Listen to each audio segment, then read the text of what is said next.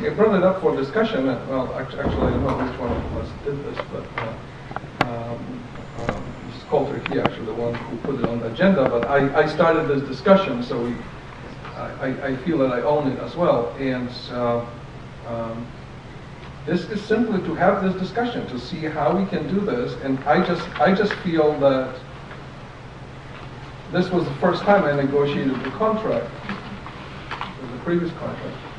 And I felt it would be nice to have the people in town informed what's going on. It may or may not be. I felt that I needed that. Because I felt that we were spending all this time to simply define the baseline of truth. What's the truth? This was all spinning wheels here for a very, very long time. Well, very simple, I don't know, maybe this is my field, which is science, that I said, here's the numbers, prove to me that the number is wrong. And then we can talk.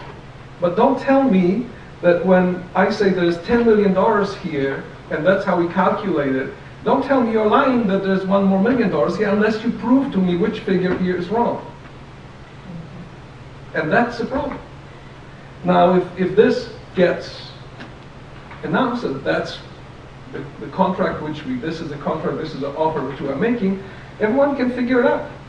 If there is more money here which could actually be used for that particular purpose. If no one feels like doing it, we cannot force them to do that, but at least it's up.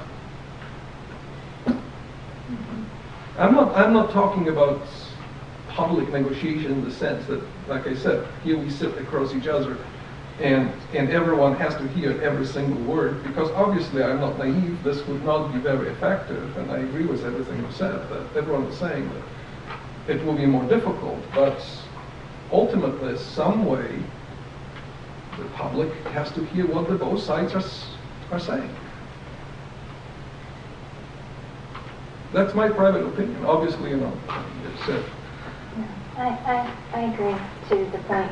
I mean, if our latest transaction, our email that we got 2 weeks ago, hadn't have happened, I probably may not feel the same way, but I just felt sucker punched. From everything that I had heard, we were proceeding down a particular path. Everything was out and open. We gave an honest offer, and that couldn't be construed as miscommunication. Well, see, I would disagree from my perspective. I mean, it's not my perspective, but I can put myself in the shoes of someone. First of all, when I read that email in the paper, without knowing anything, I read the article in the paper. And it was my presumption that, yes, the school committee did agree to that because you signed the contract, and the clause was in there. So I didn't take it as a... If they hadn't had prior negotiations that were informal and sat down and said, here's what we're offering, I could agree with you. And if you just, it reinforces the point that I said. Everyone interprets things differently. In negotiations, I certainly don't have the temperament to do it. I am naive. I would agree with Jan. This is the truth. I don't understand. Are you accusing me of telling you a lie? You need to have a temperament that overlooks that can see both sides of the fence. I can see being a teacher and seeing that I have an escape clause in there that was passed by the council, and that the school committee has built into the budget negotiating terms that make us pay 5% more in co-pays. Why wouldn't I take advantage of that clause? I can answer that. Because you have to recognize, everyone needs to recognize the state of affairs for economically, both at the state, at the local, state, and national level. I'm not saying that I agree with No, you. I'm saying you asked why. I'm giving you the why. Is a recognition. And I understand why people would take that tack. But it's a recognition, it would be a recognition that we get it. that we see the economy, that there are people, a lot of people are just happy to have jobs today. It's the worst economic time since the Great Depression, no question. And to recognize that and say, what can we do to help?